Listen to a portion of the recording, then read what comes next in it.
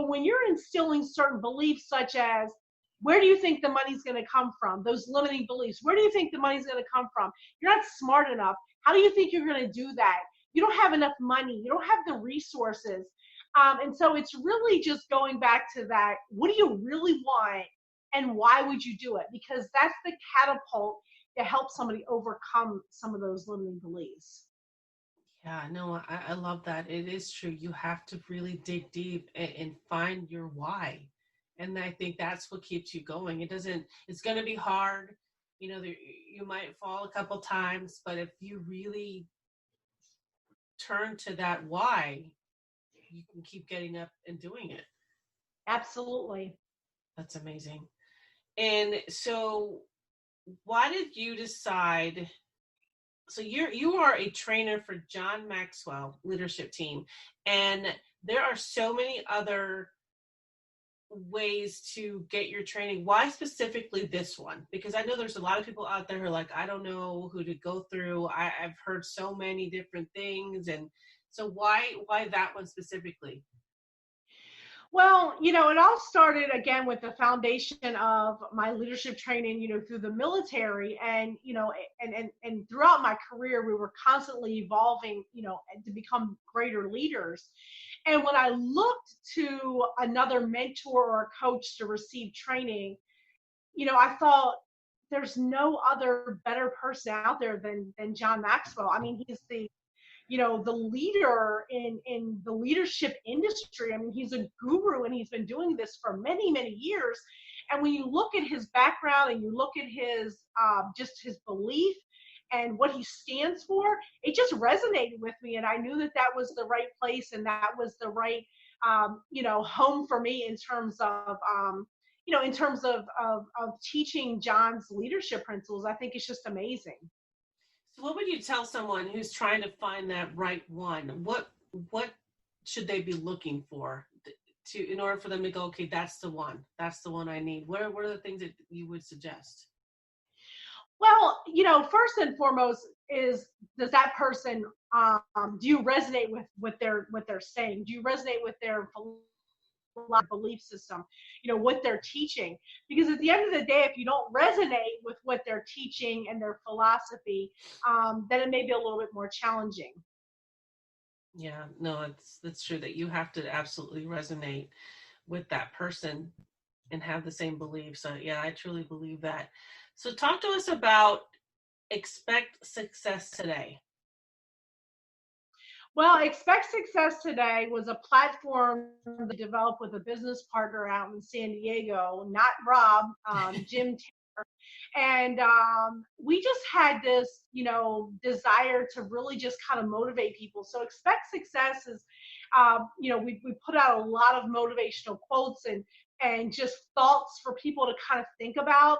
And I think that we've inspired a lot of people over the last few years with Expect Success, and just kind of letting people know that, hey, we're in your corner, and just maybe trying to raise their consciousness a little bit to where they can maybe think about something. And sometimes, when you read something or you see something, kind of get your mind going like, wow, like that's pretty amazing. And so I think the whole premise is just inspire people to realize that, you are God's highest form of creation. Whatever you call God is, it doesn't really matter at this point.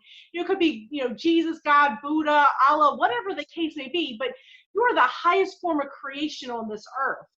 And you have the ability to think, and you have the ability to accomplish so much. So our whole intention is just to inspire and motivate people, and help them realize their true potential. I love that.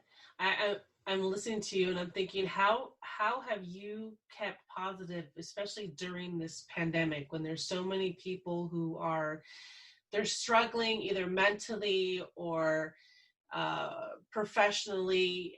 What keeps you going each day? Besides, I mean, the faith is that's huge for me, because I haven't gone to church in a long time, but I was raised Catholic. I went to Catholic school, so I believe that there's a reason for things that happen. But to wake up each day and continue to stay positive and motivated, how do you do that? And what do you tell people?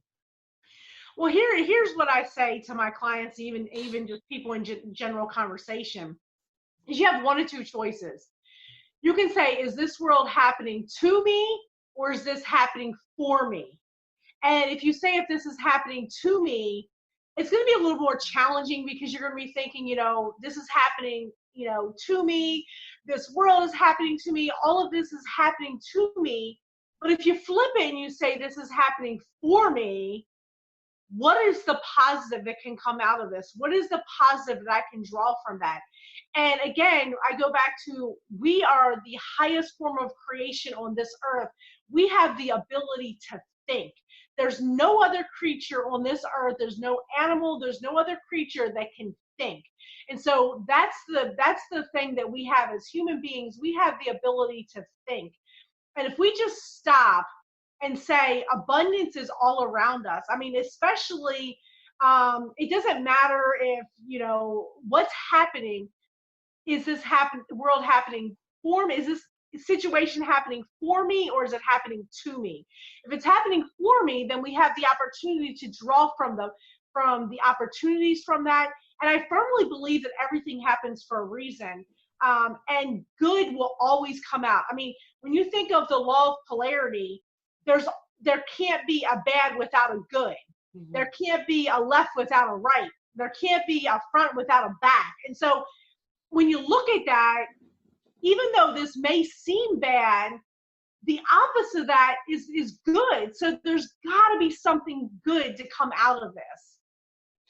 I love that you say that, because it is true. We've had conversations here about that. With my son, he's 17, so he's been out of school since March. And I think that some of the positive things we've talked about coming out of this have been eye-opening. It's forcing us to calm down a little bit, look at things around us, spend more family time, connect with more people. There's just so many pros that is what we're trying to focus on. And because it's hard, you can easily say, this sucks. I can't go to the store. I can't go to the mall. But really, did you need them all, or did you want them all? There's like little things. At least we could go to the store and get food, because right. At least, because that would be a whole other ballgame. But at least we can leave the house. At least we could go for a walk. At least there's like little things that we're trying to keep in the back of our mind that are still good. And so is it happening to me or for me? And I think for us here, it's for me. It's for us to look at things differently, because we're always like, you're in the DC area. It was always a hustle. Absolutely. To go anywhere. Absolutely. And you have to leave up at a certain time, or otherwise you're stuck on the highway for hours. So now we're just like, you know what? Take our time, focus on the little things. And so it's completely changed a lot of our mindset. And I think that, I think it is. It's about the way, it's how you look at things now. So I'm glad that you said that, because we do need to focus on, is it for us or happening to us? So yes. So what do you foresee happening professionally in the next 5 years?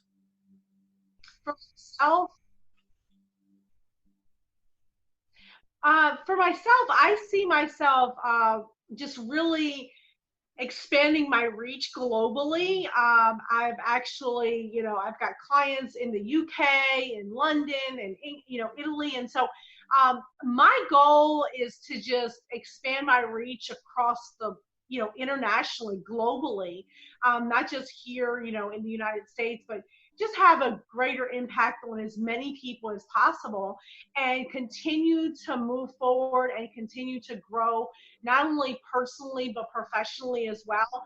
And I'm always in that expansion and, and growth mindset. And so for me, this has been an opportunity, like you said, to kind of take a step back, really evaluate, where do I want to go, set some short-term goals and some long-term goals. And it's really given me an opportunity to dive into my studies even farther And it's been amazing. I mean, for myself, it's been amazing.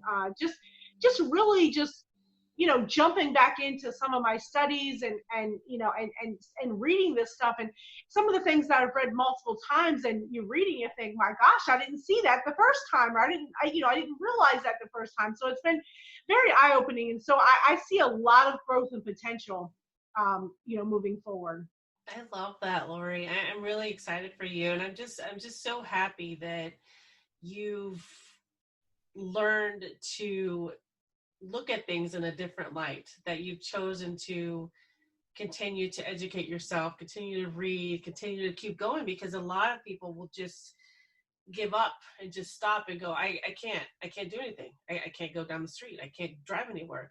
Well, really, you can, though. There's so many more things you can do that you didn't do before because you were so busy doing those things. Right. So just, the internet, social media can be ugly, but it can be good too. So get that book, online or paperback, whatever, order from Amazon. There's always Amazon, but find a way to continue. And I think that for me, that's what I've been trying to do: more research, more talking to people, more networking.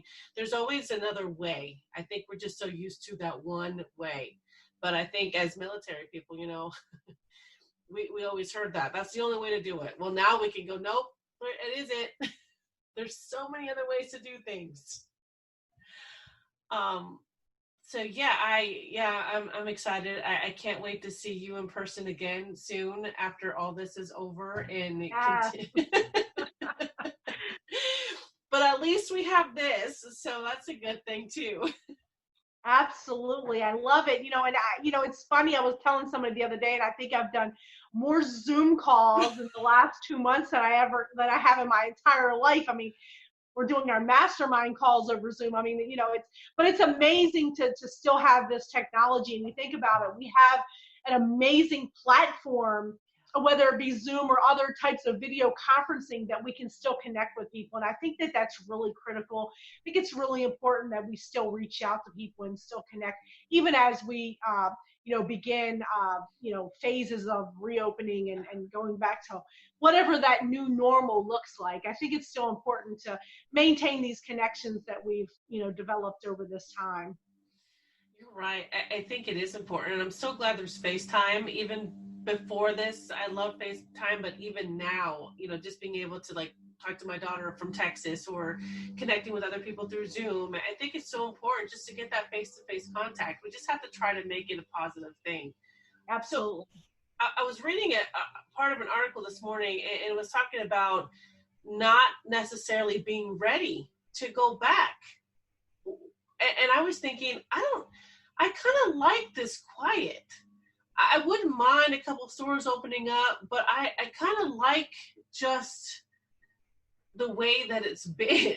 So what is your take on that? Are you ready to go back to that? Do you think it's going to go back? I don't think it'll ever be the same, but are you ready for the phase 1 and 2 and to reopen again? I honestly, I don't think it'll ever be the same as it was. I mean, because consciously we're going to be aware of it and we're going to be more conscious of it. But I'm like you. I kind of like this quieter, slower pace, especially in this particular area. And I know there's other areas in the country that are, hustle and bustle as well.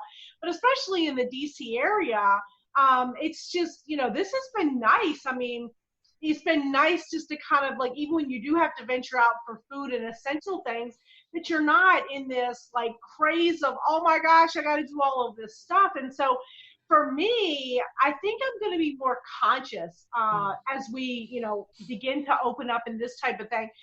I'm going to really be evaluating, is that what I really want to do? Do I want to jump back into that?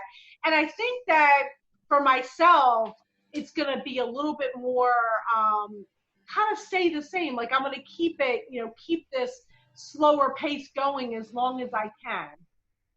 Yeah, I think I'm with you on that. I know there's a lot of, in my Facebook groups, there's people that are like, oh my gosh, when is TJ Maxx going to open again? And I'm like, you know what? I really didn't need TJ Maxx in the Right. beginning.